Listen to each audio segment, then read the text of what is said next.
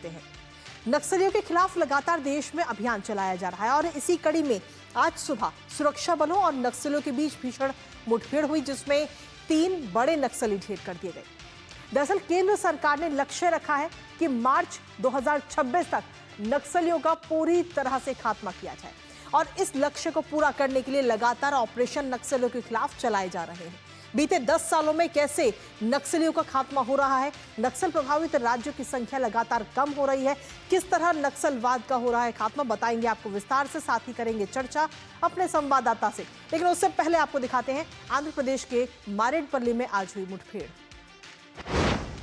तो सुरक्षा बलों के साथ नक्सलियों की ये मुठभेड़ हुई है, जिसमें छत्तीसगढ़ आंध्र प्रदेश की सीमा पर 3 बड़े नक्सलियों को ढेर कर दिया गया है और कहीं ना कहीं नक्सलियों के लिए एक बड़ा झटके के तौर पर भी साबित हो रहे हैं। सेंट्रल कमेटी मेंबर सहित 3 बड़े नक्सली कमांडर जो है उन्हें आज इस मुठभेड़ में ढेर किया गया है और सीधे तौर पर अगर हम देखें तो आंध्र प्रदेश की विशेष फोर्स की तरफ से इस ऑपरेशन को अंजाम दिया गया है। नक्सली लीडर चलपति और अरोड़ा को एनकाउंटर पर मार गिराया गया है, लेकिन इसके साथ ही ये ऑपरेशन अभी भी लगातार जारी है, ये बात भी कही जा रही है। इसके साथ ही राज्य जो है वो लगातार विकसित होते हुए नजर आ रहे हैं। 320 कैंप नक्सल प्रभावित राज्यों में स्थापित किए गए हैं। इसके साथ ही 555 फोर्टिफाइड पुलिस स्टेशन बनाए गए हैं। पिछले 10 सालों की अगर हम बात करें तो किस तरीके से राज्यों में नक्सलवाद को खत्म करते हुए राज्य विकसित होते नजर आ रहे हैं, वो हम आपको बता रहे हैं। इसके साथ ही नक्सलवाद का कहीं ना कहीं दी एंड हो रहा है और मोदी सरकार में नक्सलवाद इस वक्त समाप्ति की ओर है, क्योंकि अब अगर हम देखें तो साल भर का भी समय नहीं है। 31 मार्च 2026 वो तारीख है जब नक्सलवाद का पूरी तरह से खात्मा कर दिया जाएगा और ये बात केंद्र सरकार लगातार कह रही है। लगातार आपको बता दें कि नक्सलवाद के खिलाफ अभियान भी इस वक्त चल रहा है, जगह जगह अभियान चलाए जा रहे हैं, इन ऑपरेशंस को अंजाम दिया जा रहा है और जिसकी वजह से कई सारे नक्सली जो है वो आत्मसमर्पण भी कर रहे हैं और जो नक्सली आत्मसमर्पण नहीं कर रहे वो ढेर हो रहे हैं। तो मोदी सरकार में नक्सलवाद इस वक्त समाप्ति की ओर है। 2014 से लेकर 2025 तक पिछले 11 सालों में नक्सलवाद की जो घटनाएं हैं उनमें भी काफी कमी देखने को मिली है।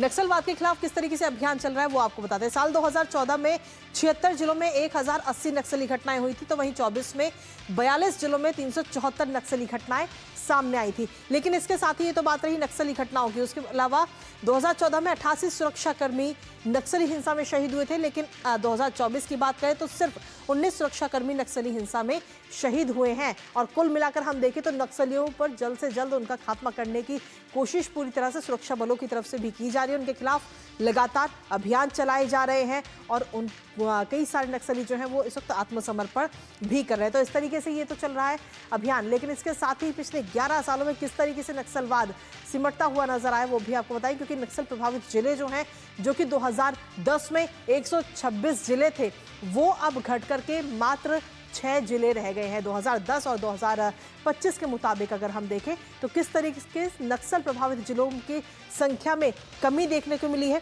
वो आपको बता रहे हैं। और इसी पर ताज़ा अपडेट ले लेते हैं। इस वक्त हमारे साथ में हमारे सहयोगी सोमेश इस वक्त जुड़ रहे हैं, सीधा उन्हीं का रुख करते हैं।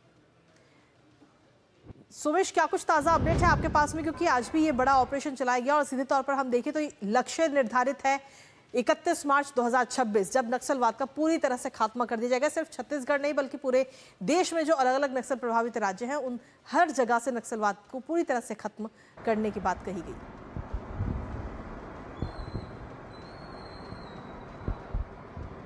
देखिए, एक बार फिर से सुरक्षा बलों को बड़ी सफलता मिली है और नक्सलियों को करारा जवाब मिला है। आज जो मुठभेड़ हो रही थी आंध्र प्रदेश के अल्लूरी जिले में, सुरक्षा बलों को सूचना मिली थी कि जो 3 मोस्ट वांटेड नक्सली हैं जिनके छुपने की खबर आंध्र प्रदेश के जिले में मिली थी, जिसके बाद सुरक्षा बलों ने एक ज्वाइंट ऑपरेशन के इस ज्वाइंट ऑपरेशन ने सुरक्षा बलों ने 3 नक्सलियों के एनकाउंटर पे मार गिराया है। सीसीएम कमेटी का मेंबर था जिसके ऊपर 40 लाख का इनाम था, जिसे सुरक्षा बलों ने एनकाउंटर में मार गिराने में सफलता हासिल की है। अरुणा जिसके ऊपर 20 लाख रुपए का इनाम था। अरुणा जो चलपति है उसकी पत्नी हुआ करती थी कुछ दिन पहले गरियाबंद जिले में मोस्ट वांटेड नक्सली जो चलपति था, जिसके ऊपर 1 करोड़ रुपए का इनाम था, जिसे आज सुरक्षा बलों ने आंध्र प्रदेश के सीमा पर एनकाउंटर पे मार गिराया है। आपने देखा होगा सुरक्षा बल के जवान पिछले कई महीनों से नक्सलियों के कोर इलाकों में घुसकर लगातार एनकाउंटर भी कर रहे हैं, जिससे सुरक्षा बलों को बड़ी सफलता मिल रही है। आज जो 40 लाख का जो इनामी नक्सली था जो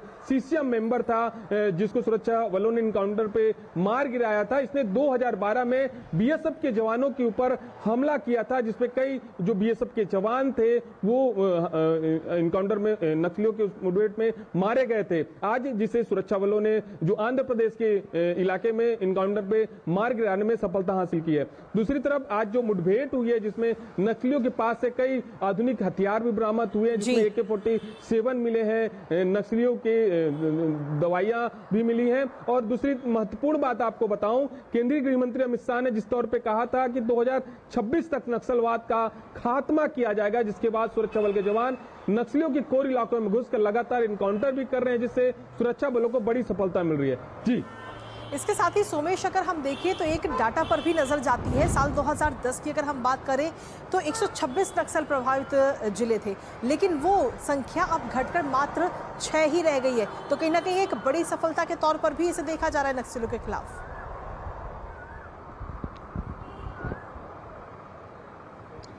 ये आपने देखा होगा पिछले 2 साल से, चाहे छत्तीसगढ़ का इलाका हो, चाहे महाराष्ट्र का बॉर्डर हो, चाहे उड़ीसा का इलाका हो, इस इलाके में लगातार जो सुरक्षा बल के जवान नक्सलियों के कोर इलाकों में घुसकर लगातार उनका इनकाउंटर भी करते हैं, जिससे सुरक्षा बलों को बड़ी सफलता मिलती है। दूसरी तरफ केंद्र सरकार और राज्य सरकार जो योजनाएं चला रही है, पुनर्वास नीति चला रही है, बड़ी संख्या में नक्सली आत्मसमर्पण भी कर रहे हैं, जिससे लगातार आपने देखा होगा कि छत्तीसगढ़ में भी पिछले 15-16 महीनों में सुरक्षा बलों ने 400 से ज्यादा नक्सलियों का इनकाउंटर किया है, 14 से ज्यादा नक्सलियों ने आत्मसमर्पण किया है और 1000 से ज्यादा नक्सलियों की गिरफ्तारी हुई है। तो कहीं ना कहीं केंद्र सरकार और राज्य सरकार लगातार जो महत्वपूर्ण योजनाएं चला रही है, जिससे जो नक्सली हैं जो मुख्य धारा में जुड़ रहे हैं, केंद्र सरकार और राज्य सरकार की योजना का लाभ भी मिल रहा है। जी, इसके साथ ही अगर हम देखें तो अति नक्सल प्रभावित जिले और नक्सल प्रभावित जिले और साथ ही वो जिले जहां से अब नक्सलवाद पूरी तरह से खत्म हो चुका है, वो जिलों की जो सूची है वो भी जारी की गई है।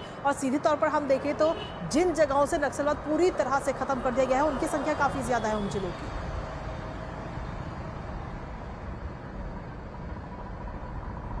बस्तर का जो कोर इलाका था, यानी अबुझमाड़ का इलाका, उस इलाके में सुरक्षा बलों को घुसना एक चुनौती थी। उस इलाके में सुरक्षा बल के जवान अब घुस चुके हैं, उस इलाके में अब विकास की बयार बह रही है, उस इलाके में अब कैंप खुल रहे हैं, उस इलाके में स्कूल बन रहे हैं। जो सुरक्षा बल के जवान लगातार जो नक्सलियों के कोर इलाकों में जाना काफी मुश्किल होता था, उस इलाके में अब सुरक्षा बल के जवान लगातार पहुंच रहे हैं और कहीं ना कहीं स्थानीय प्रशासन की मदद से सुरक्षा बल के जवान उस इलाके में विकास कार्य भी कर रहे हैं। तो जिस तरह से आज भी जो मुठभेड़ हुई है आंध्र प्रदेश और सुकमा की सीमा पर, सुरक्षा बलों को काफी बड़ी सफलता मिली है।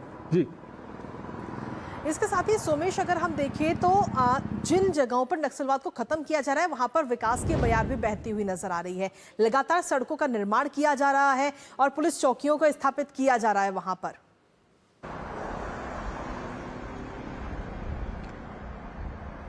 जी, आपने देखा होगा कि नक्सल प्रभावित जिलों में नक्सली कभी नहीं चाहते कि इस इलाके का विकास हो, नक्सली कभी नहीं चाहते कि इस इलाके में सड़क बने, नक्सली कभी नहीं चाहते कि इंटरनेट की कनेक्टिविटी आए, नक्सली कभी नहीं चाहते कि इस इलाके में सड़क बने। लेकिन अब दूसरी तरफ एक तस्वीर देखने को मिल रही है कि बस्तर का जो इलाका है या अंदरूनी नक्सल प्रभावित इलाके है, उस इलाके में विकास की बयार बह रही है। लगातार सुरक्षा उस इलाके में कैंप खुल रहे हैं, सड़क बन रहे हैं, स्कूल का निर्माण हो रहा है। तो जिस तरह से केंद्रीय गृह मंत्री अमित शाह ने भी कहा था कि 2026 तक नक्सलवाद का खात्मा किया जाएगा, जिसके बाद जो अंदरूनी इलाके चाहे नक्सल प्रभावित इलाके हैं उस इलाके में विकास की बयार बह रही है। जी, चलिए, बहुत बहुत शुक्रिया सुमेश, तमाम जानकारी और अपडेट्स हमारे साथ साझा करने के लिए, इस खबर से जुड़े हुए।